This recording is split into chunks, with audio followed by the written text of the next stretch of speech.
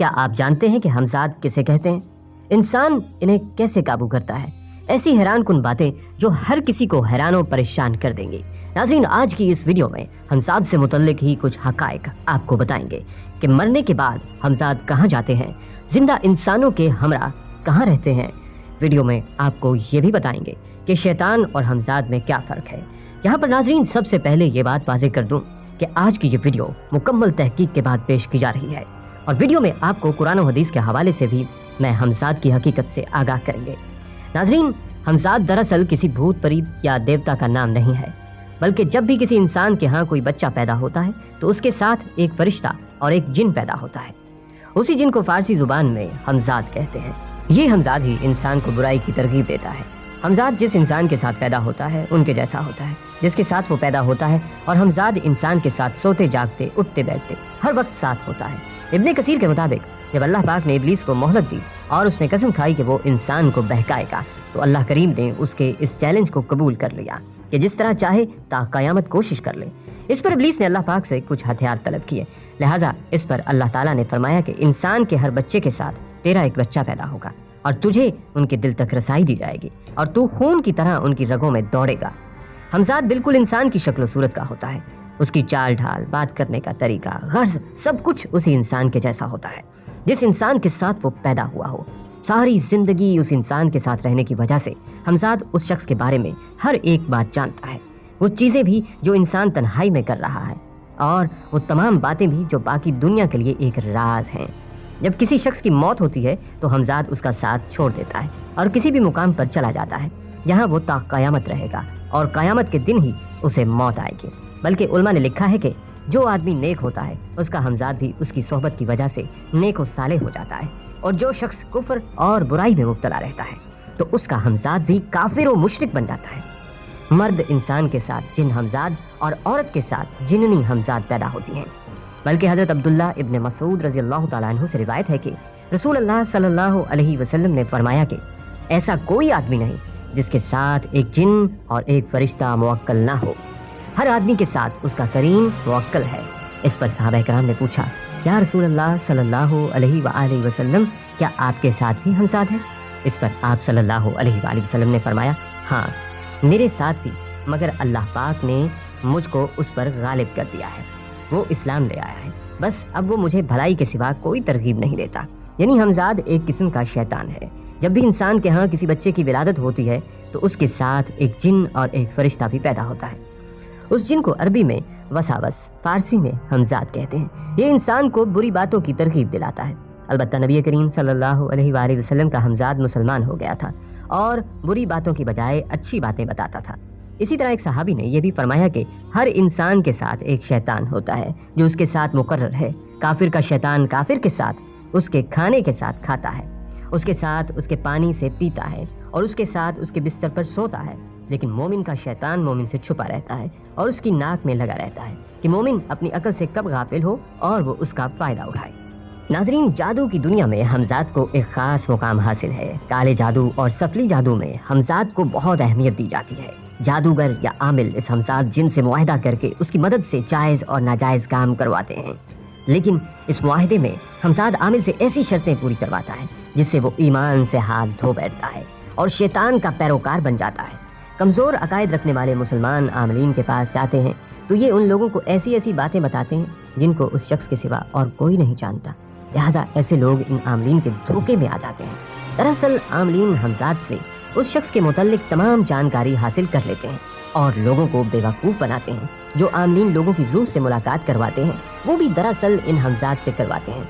ناظرین، کیونکہ موت کے بعد ارواح کی دنیا سے رابطہ ناممکن ہے، ہمزاد کو تسخیر یا قابو کرنا ایک خطرناک عمل ہے، کیونکہ موقع پاتے ہی ہمزاد عاملین کو ہلاک کر دیتا ہے۔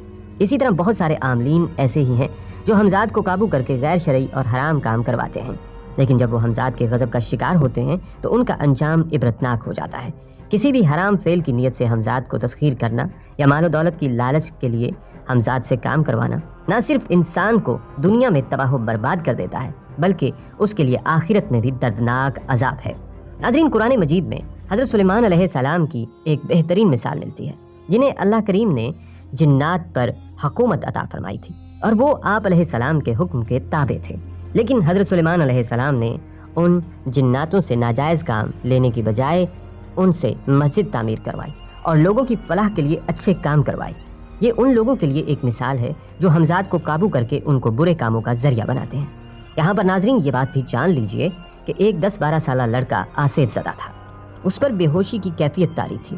اسی عالم نے جب اس سے سوال و جواب کا سلسلہ شروع کیا گیا تو اس نے بتایا کہ میں جن ہوں۔ پوچھا گیا کہ کس قبیلے سے تعلق ہے، تیرے خاندان والے کہاں ہیں؟ تو جواب میں اس نے کہا کہ میرا کوئی قبیلہ اور خاندان نہیں ہے، میں دوسری قسم کا جن ہوں۔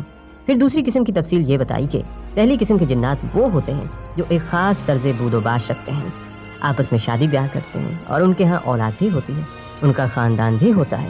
لیکن دوسری قسم وہ ہوتی ہے جو کسی انسان سے تعلق رکھتی ہے، یعنی انسان کے ساتھ پیدا ہوتی ہے اور اس کے مرنے کے بعد آزاد ہو جاتی ہے۔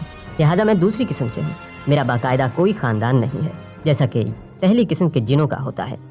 کریم کی ایک قسم جو خواتین کے لیے مسئلہ بنتی ہے وہ مسان کہلاتی ہے۔ اس کی وجہ سے بے اولادی یا بچوں کا پیدا ہونے سے قبل یا بعد میں مر جانا ہوتا ہے۔ غیر تسلی بخش صحت کے معاملات اگر زمانہ حمل میں بھی جاری رہیں اور 9 ماہ کی مدت سے پہلے بھی اسقاط حمل یا وضع حمل ہو جائے تو مردہ بچے کا ہمزاد اس وقت تک تنگ کرتا رہتا ہے جب تک معقول علاج معالجہ نہ کرایا جائے۔ یہ ہمزاد بچوں کی پیدائشی عمل کو بھی روکتا ہے اور عورت کی صحت کو تباہ کرنے کا سبب بھی بنتا ہے۔ ایسے قرین عامل کی کوششوں سے بھی نہیں بولتے، کیونکہ بولنا بات کرنا تو اسے آتا ہی نہ تھا۔ ہمزاد کے پریشان کرنے کی ایک صورت اور بہت عام ہے، جس میں کسی شخص کا ہمزاد اس کی زندگی میں اس کے لیے عذاب بن جاتا ہے۔ اسے بگڑا ہوا کریم کہتے ہیں۔ ایسا کسی ذہنی و نفسیاتی بیماری یا کسی چلے وظیفے میں رجت کے سبب ہو جاتا ہے۔ ایسی صورت میں انسان کا ذہنی توازن درست نہیں رہتا، وہ مجنون اور فاتر العقل ہو کر رہ جاتا ہے یا مجذوب کہلاتا ہے۔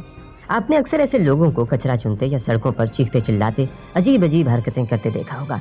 ان میں ایسے لوگ بھی ہوتے ہیں جن کی جسمانی قوت اور برداشت غیر معمولی حد تک بڑھی ہوئی ہوتی ہے۔ مثلا شدید سردی میں برہنہ یا شدید گرمی میں نہایت گرم لباس میں ملبوس نظر آئیں گے، نہ کسی سے کچھ لینا، نہ کھانا، نہ پینا، یا اگر کھانے پر آ جائیں تو کئی افراد کی خوراک اکیلے کھا جائیں۔ ان کی زبان سے نکلی ہوئی محمل اور بے معنی باتیں اکثر پوری ہو جاتی ہیں اور لوگ ان سے عقیدتیں بھی وابستہ کر لیتے ہیں۔ الغرض یہ بھی بگڑے ہوئے کریم کی ایک شکل ہے، مگر ان کا علاج بہت مشکل ہو جاتا ہے کیونکہ ان کی تیمارداری ایک فل ٹائم جاب ہے۔ دنیا بھر میں ہمزاد یا اورا کے بارے میں تحقیق و تفتیش صرف ماہر روحیات نے ہی کی ہے، بلکہ سائنسدانوں نے بھی اس موضوع پر داد تحقیق دی ہے۔ سب سے پہلے سابقہ سوویت یونین میں اس حوالے سے اورا کی تصویر لینے کا اہتمام کیا گیا۔ اس مقصد کے لیے مخصوص کیمیکلز استعمال کیے گئے اور مخصوص کیمرہ تیار کیا گیا۔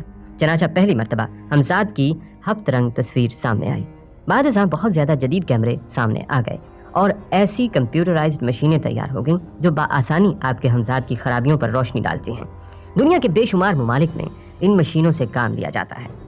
ہمارا حال یہ ہے کہ ہم ہمزاد کو قابو کرنے کے عمل ڈھونڈتے پھرتے ہیں۔ کتابوں اور رسالوں میں ایسے عملیات کی بھرمار ہے، لیکن ایک بھی ایسا دعوے دار سامنے نہیں آتا جو اپنا دعویٰ ثابت کر سکے۔ ہمارے ایک شاگرد نے بتایا کہ آپ کے پاس آنے سے پہلے میں بہت سے ایسے افراد سے ملا جو بڑے بڑے زبردست قسم کے ہمزاد اور جنات کو قابو میں کرنے کے عملیات رسالوں میں یا اپنی کتابوں میں دیتے ہیں۔ انہی میں سے ایک عامل سے میں نے رابطہ کیا اور فرمائش کی کہ آپ کا عمل ہمزاد کی تعلیم دینے کا ہدیہ نذرانہ میں اس وقت پیش کروں گا جب آپ اپنے قابو کیے ہوئے ہمزاد سے میری ملاقات کرا دیں۔ انہوں نے انکار کر دیا۔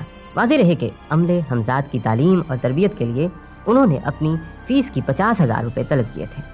ہماری نئی نسل کے ناکام و نامراد افراد جو بنیادی طور پر سہل پسندی کا شکار ہیں اور راتوں رات دولت مند بننا چاہتے ہیں یا اپنے دشمنوں سے انتقام لینا چاہتے ہیں، عملیات، چلے، وظائف کی طرف اسی ہمزاد کے چکر میں متوجہ ہوتے ہیں۔